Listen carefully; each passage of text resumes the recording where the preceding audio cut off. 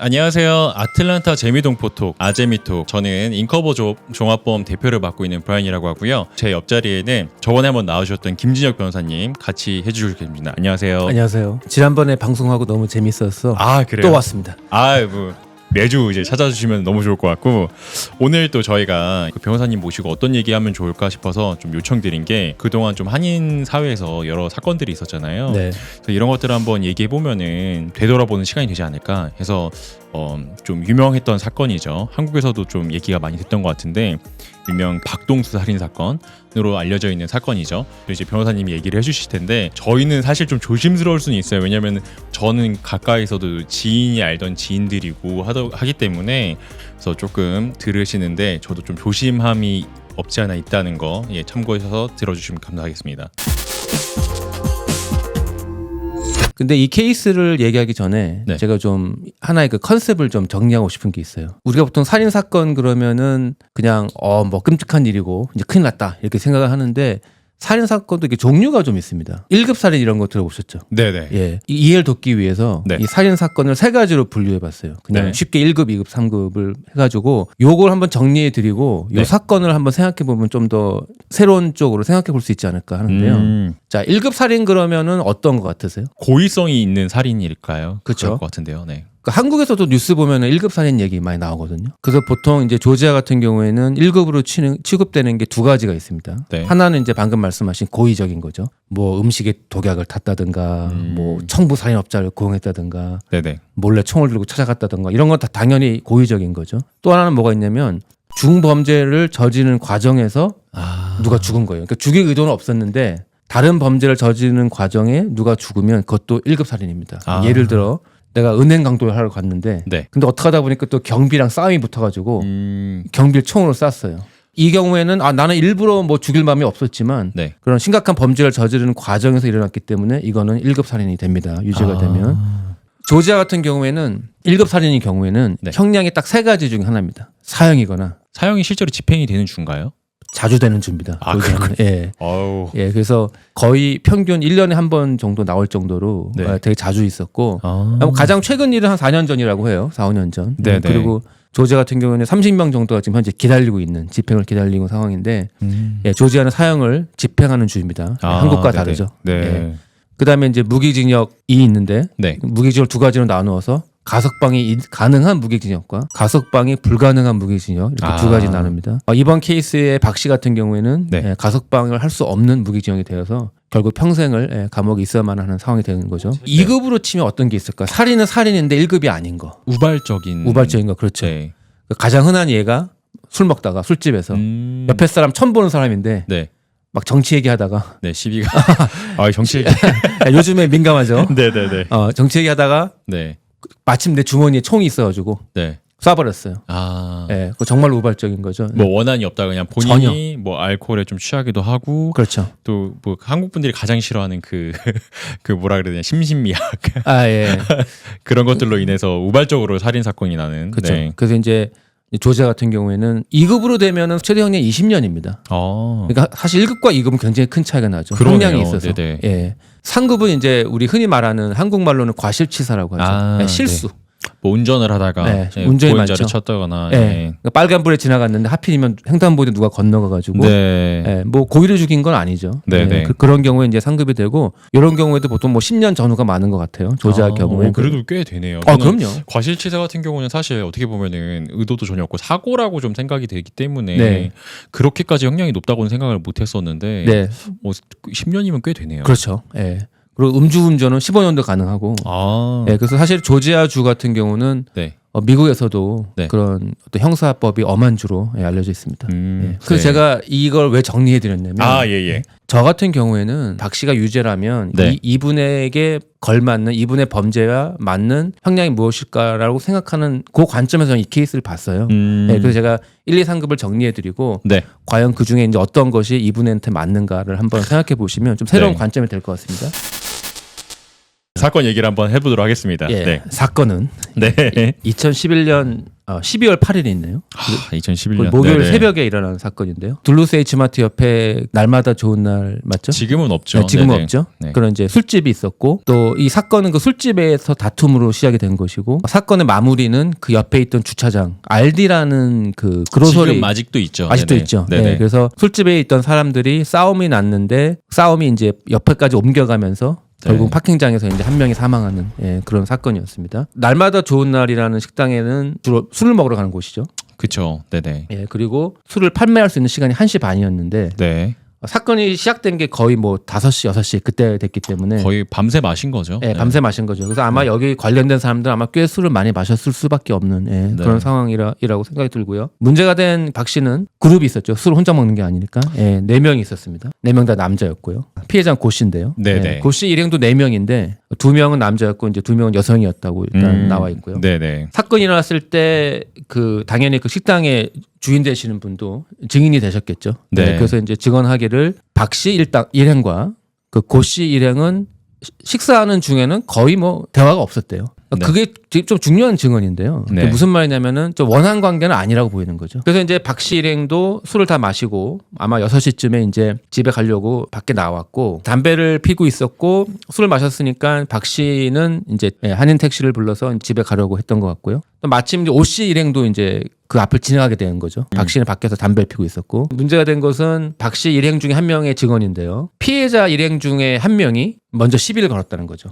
왜 그렇게 쳐다보냐는 식으로. 그렇죠. 뭐 네. 전형적인. 전형적인 한국인들의 싸움이죠. 그리고 증언에 의하면 말도 그렇게 한 것뿐만이 아니고 얼굴 표정도 약간 무시하는 듯한 그런 표정을 지으면서 이제 싸움이 일어나게 됐고요. 마침 그때 또 택시가 이제 도착을 해서 네네. 그 택시 기사분도 굉장히 이 사건의 중요한 증인이 됩니다.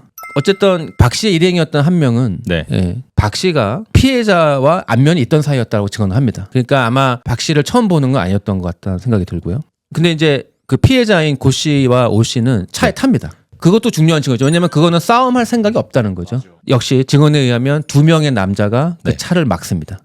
이제 싸움을 결국 하자는 얘기죠. 차를 막았다는 네네. 얘기는. 그래서 그 택시 기사가 왔을 때는 한 7, 8명의 사람들이 일단은 말로 싸운 듯한 그런 게 있었고요. 이제 그 오 씨라는 분이 운전자였거든요. 피해자의 일행이죠. 오 씨가 차를 이렇게 겁주려고 살짝 이렇게 움직이는 거 있잖아요. 네네네. 누가 차를 막고 있으니까. 그러니까 네. 그 겁을 주려고 이렇게 차를 딱 밟지는 했는데 네. 마침 또 거기에 부딪힌 거예요. 박 씨가. 네. 그러면서 택시 기사 증언에 의하면 아예 사람 몸이 차 밑에 들어갈 정도로 굉장히 그러니까 살짝 단 정도가 아니라 뭐 또 술도 마시고 했었으니까. 네. 그러니까 네. 사람을 넘어뜨릴 정도의 힘으로 사람을 네. 친 거기 때문에 그 상황을 한번 생각해 보면은 박 씨 입장에서는 굉장히 공격을 당한 거죠. 어떻게 그렇죠. 보면. 그렇죠. 네. 임효가 나 있는 공격을 네. 당한 거죠. 그런 일이 벌어지니까 이제 다른 사람들이 이제 운전자를 이제 끊으려고 했는데 그건 성공하지 못합니다. 제가 아까 박 씨 일행 중에 2명이 차를 막았다 그랬잖아요. 네네. 나머지 2명도 이제 달려오게 되는 거죠. 그 박 씨 일행의 증언에 의하면 고 씨죠. 피해자 결국 사망하신 고 씨가 차에서 스스로 내렸다는 겁니다. 아, 좀 네, 뭔가 스스로 이제 내려서. 시비가 붙었으니까. 예, 내려서 그 박 씨를 붙잡았다. 붙잡으면서 주먹 다짐이 시작이 돼서 이제 RD 옆에까지 간 거죠. 여기서 제가 짚고 넘어가고 싶은 굉장히 중요한 2가지의 증언이 있습니다. 네. 택시 기사의 증언과 박 씨 일행의 증언이 다른 부분인데요. 택시 기사에 의하면 한 5-6명이 싸우고 있었다. 그 얘기는 뭐냐면은 싸움이 RD로 했을 때 박 씨 일행이 따라갔다는 의미가 된 거죠. 5-6명이니까. 그렇죠. 그 거리상으로 보면은 제가 지금 어렴풋이 보기에는 한 미터로 따지면 50m 거리, 60m 거리 꽤 그래도 거리가 좀 있거든요. 네, 그렇죠. 그리고 이제 고 씨와 같이 있었던 오 씨 아까 운전자였던 사람은 네. 또 그 차에 마침 2명의 여성이 있었기 때문에 네. 아마 더 이 사건을 피하고 싶지 않았을까. 그렇죠. 예, 그래도 그래서 술도 마셨으니까 술도 또, 마셨고. 예. 그 나중에 이제 법원 기록에도 나오는데요. 이 네. 오 씨가 결국은 추방을 당합니다. 아, 그건 이제 비자 문제였겠죠. 네네. 예, 그래서 오 씨는 여러 가지 아마 이유에서 현장에 남지 않고 사실은 자기 지인이 싸움에 이렇게 휘말렸는데 사실 떠나는 게 쉽지는 않은데 그쵸. 네. 근데 어쨌든 경찰에 신고한 것도 아니고 그냥 떠나게 되고 결국은 그 고 씨만 남게 되는 예, 그런 상황이 되고 박 씨의 일행이었던 나머지 3명의 남자는 똑같이 진술합니다. 자신들은 거기 있지 않았다. 그러니까 자기들은 뭐 차 있는 데까지는 갔었지만 네. 그래서 주먹 다짐이 더 크게 일어나고 결국은 이제 흉기에 찔리게 되는 현장에는 자기들은 없었다. 네네. 그게 나머지 3명의 증언이고 택시 기사의 증언은 좀 다릅니다. 네.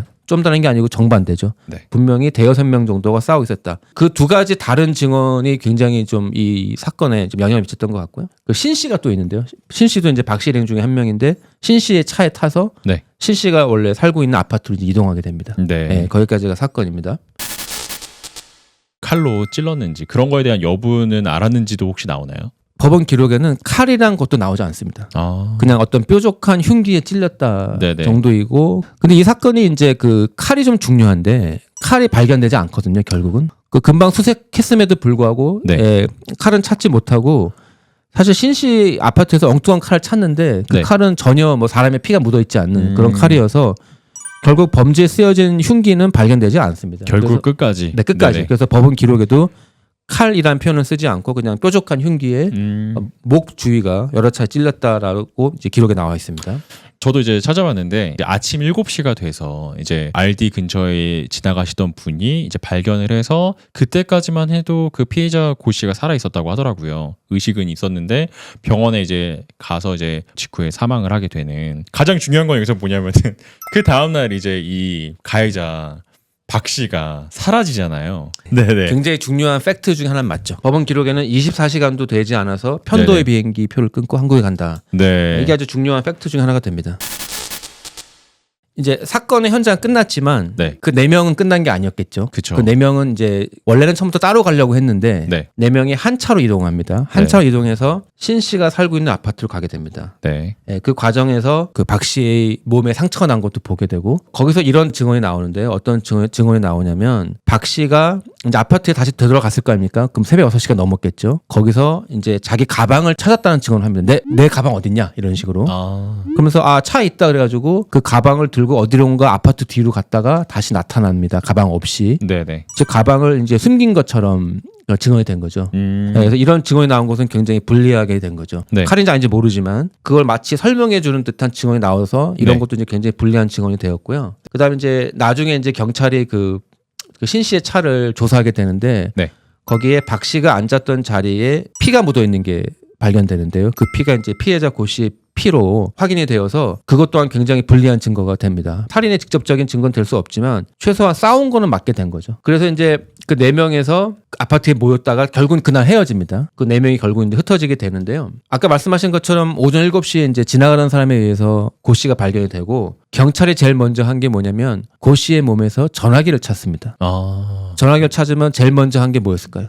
최근 통화 최근 기록? 통화. 네네네. 최근 통화를 찾았는데 네. 제일 최근 통화가 누구였을까요? 그 같이 있던 오 씨 아니었을까요? 맞습니다. 오 씨입니다. 네네. 그래서 오 씨를 통화하게 됐고, 그런 과정 중에 어느 정도 이제 얘기를 들은 것이고, 제 생각엔 오 씨가 박 씨를 잘 알지 못했던 것 같아요. 그래서 경찰한테 이렇게 말한 것 같아요. 그 사람이 별대포라는 식당에서 일했던 직원이다. 별대포는 술집은 아니죠. 그냥 고기 그 먹으러 고깃집이었죠. 가는 고깃집이었죠. 네.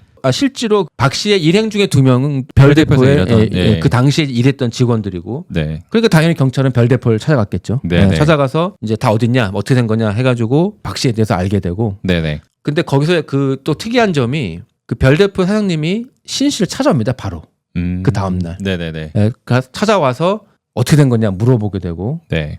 나중에 이분이 증언도 하게 되는데요. 네네. 좀 사실 불리한 증언이 많이 나오고, 그런 것도 물어봐요. 칼 어디 있냐. 뭐 이런 것도 물어보고, 그분의 증언에 의하면 박 씨가 이런 말도 했다고 해요. 나는 그럼 앞으로 어떻게 해야 되는 것인가. 뭐 이제 어떤 범죄에 대한 시인한 적은 없으나 굉장히 뭔가 이제 이렇게 나 어떻게 되냐 약간 좀 큰일 났다. 약간 네네. 이런 들었다라고 이제 증언을 하게 된 거죠. 네.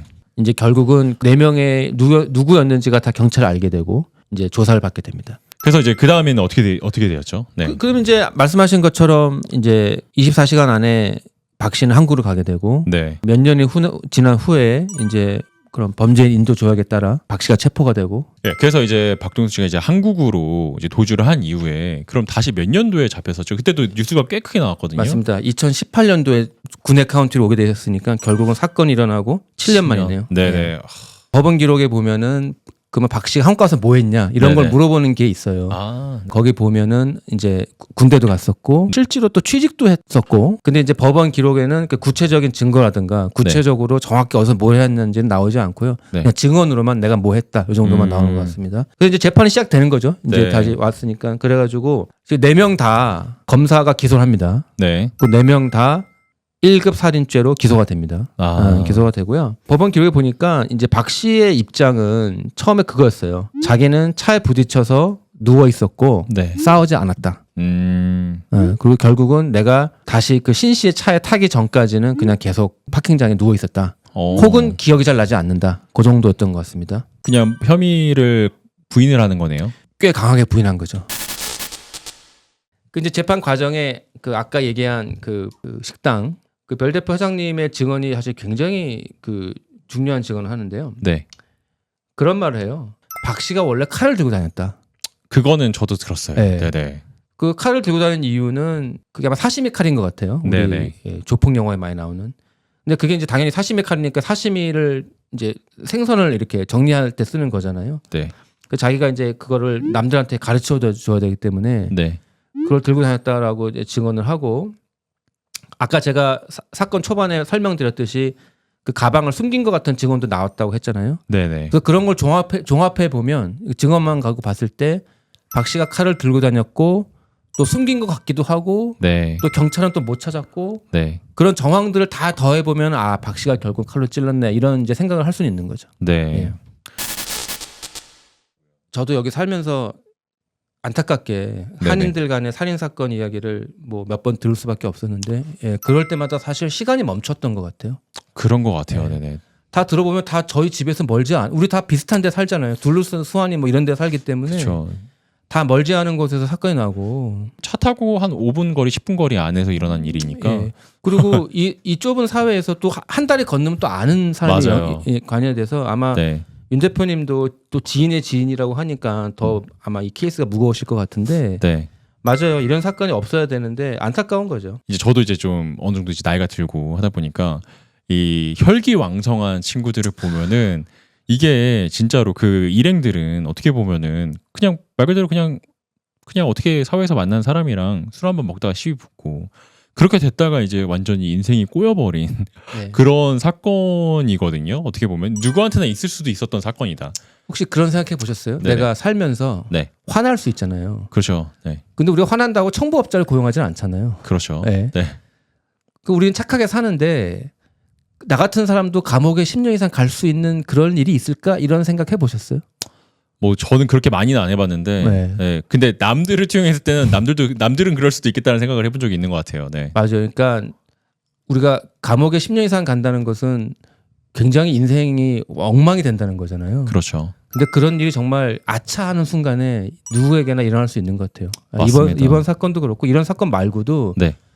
그냥 너무나 평범한 친구가 정말 잘못된 순간에 정말 잘못된 곳에 있어서 인생이 완전 뒤바뀐 일이 종종 있는 것 같은데 안타깝습니다. 그리고 가장 중요한 것은 네네. 돌아가신 네. 그 고 씨, 네. 그분 가족께 좀 위로 말씀드리고 이런 얘기를 사실 우리가 쉽게 할 얘기는 아닌데 맞습니다. 네네. 그러나 우리가 또 알아야 되는 사건이기 때문에 네, 또 얘기를 나눈 거니까 또 그 명복을 빕니다. 명복을 빌고 가족분들에게도 위로의 말씀을 드립니다. 너무 중요하신 얘기 같아요. 저도 그 사건들을 보면서 누군가에게 상처가 될 수도 있다라는 거를 생각하니까 조금 이제 저는 항상 소비자 입장에서 영상을 보다가 이제 영상을 또 만들어 보는 입장에서 이런 분들에게 좀 상처를 줄 수도 있겠다라는 생각이 들어서 좀 이 자리에 들어서 저도 좀 뭐 송구스럽다는 말씀을 좀 드리고 왔고 저도 똑같이 이제 그 피해자 가족분들의 좀 평안을 기원합니다. 네, 살아가면서 느꼈었던 얘기들이나 아시면은 좀 흥미가 있을 만한 그리고 또 알아두면 좋을 만한 얘기들을 가지고 또 한번 모시도록 하겠습니다. 언제쯤 곧 뵐 수 있는 거겠죠? 뭐 불러주시면 올 수 있습니다. 예, 알겠습니다. 그러면 저희 여기까지 인사드리도록 하겠습니다. 구독과 좋아요. 네, 알람 설정까지 감사합니다. 감사합니다.